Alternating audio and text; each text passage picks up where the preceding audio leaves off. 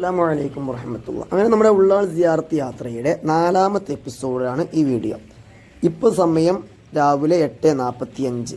കാസർഗോഡ് മാലിക് ദീനാർ മസ്ജിദിലാണ് നമ്മൾ എത്തിയിരിക്കുന്നത്. ഉള്ളാളിൽ നിന്ന് മാലിക് ദീനാർ മസ്ജിദിലേക്ക് ഏകദേശം 45 കിലോമീറ്ററാണ് ഉള്ളത്. അതായത് 1 മണിക്കൂറിൻ്റെ ദൈർഘ്യമാണുള്ളത്. സിയാറത്തിന് മുമ്പ് ഈ പോക്കുണ്ടല്ലോ, ഇതെടുക്കാനറിയോ? ഇത് നല്ല ചായ കുടിക്കാനാണ്. അപ്പം അങ്ങനെ എല്ലാവർക്കും നല്ല പൊറാട്ടയും നല്ല മുട്ടക്കറിയൊക്കെ വാങ്ങിക്കൊടുത്ത് രാവിലത്തെ നാസ്ത അങ്ങനെ മാലിക് ദീനാർ മസ്ജിദിൻ്റെ അടുത്തുള്ള കടയിൽ നിന്ന് കഴിച്ചിട്ടാണ് നമ്മൾ സിയാറത്ത് തുടങ്ങുന്നത്.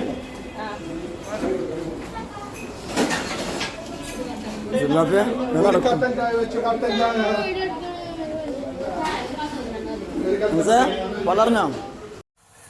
ഇനി നമുക്ക് കാസർഗോഡിലെ മാലിക് ബിൻ ദീനാർ മസ്ജിദിൻ്റെ ചരിത്രത്തിലേക്കൊന്ന് കണ്ണോടിച്ച് നോക്കുമ്പോൾ കേരളത്തിലെ ഏറ്റവും പ്രശസ്തമായ ഏറ്റവും പുരാതനമായ മസ്ജിദുകളിൽപ്പെട്ട ഒരു മസ്ജിദാണ് മാലിക് ബിൻ ദീനാർ മസ്ജിദ് എന്ന് പറയുന്നത്. കാസർഗോഡ് റെയിൽവേ സ്റ്റേഷനിൽ നിന്ന് നമുക്ക് ഇവിടുന്ന് ഒരു ഏകദേശം 1 കിലോമീറ്റർ അകലെയുള്ള തളങ്കരയിലാണ് ഈ മസ്ജിദ് സ്ഥിതി ചെയ്യുന്നത്.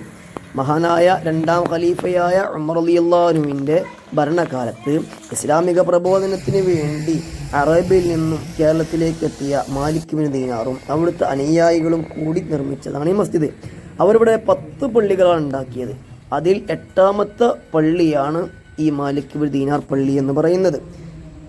ഇന്ത്യയിലെ തന്നെ ആദ്യത്തെ മസ്ജിദ് അവർ നിർമ്മിച്ചത് നമ്മുടെ കൊടുങ്ങല്ലൂരിലെ ചേരമാൻ മസ്ജിദാണ്.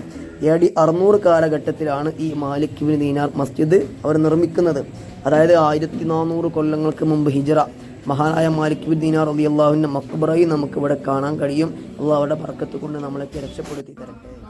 അങ്ങനെ നമ്മൾ 10:30 മണിക്ക് മാലിക് ദീനാർ മസ്ജിദിൽ നിന്നും യാത്ര തിരിച്ചു. ഇനി ഇൻഷാ അല്ലാഹ് 9 കിലോമീറ്റർ സഞ്ചരിച്ചാൽ പ്രശസ്തമായ സഅദിയ കോളേജിലേക്ക് എത്തും. അതിനിടയ്ക്ക് നല്ലൊരു ക്യാമറമാനെ കാണുന്നുണ്ട്. റബിയ നല്ല പാട്ട് പാടുന്നുണ്ട്. പാട്ട് നമുക്ക് കുറച്ച് കേൾക്കാം. അപ്പോൾ എന്ത് ചെയ്യും, സാരിയിലെത്തും.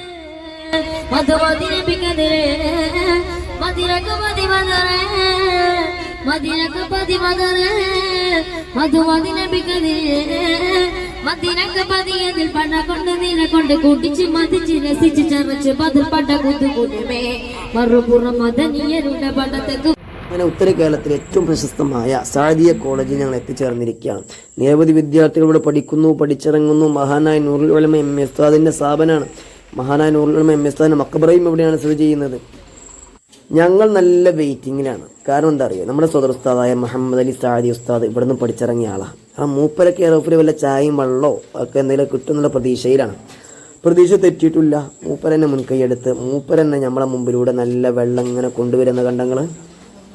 ഇതിൻ്റെ പേരെന്താ ചോദിക്കുക, പേര് മൂപ്പരോട് തന്നെ ചോദിക്കണം. ഒരു പ്രത്യേക രുചിയുള്ള ഒരു വെള്ളം എന്താവട്ടെ. ഇവിടുത്തെ വിദ്യാർത്ഥികൾ ഇവിടുത്തെ സമ്മേളനമാണ് വരാൻ പോകുന്നത്. അപ്പോൾ അതിൻ്റെ ഒരുക്കത്തിലാണ്. ഏതായാലും മഹാനായ നൂറുൽ ഉലമ എം എ ഉസ്താദ് നമ്മുടെ കരുത്തുറ്റ നേതാവായിരുന്നു. അതുപോലെ തന്നെ മദ്രസ പ്രസ്ഥാനത്തിന് തുടക്കം കുറിക്കപ്പെട്ടവരിൽ പ്രമുഖരായിരുന്നു. അവിടെ സിയാറത്ത് ചെയ്തു. ഇനി ഇൻഷാ അല്ലാഹ് കേരളത്തിലെ ഏറ്റവും വലിയ കോട്ടയായ ബേക്കൽ കോട്ടയിലേക്കാണ് നമ്മുടെ യാത്ര.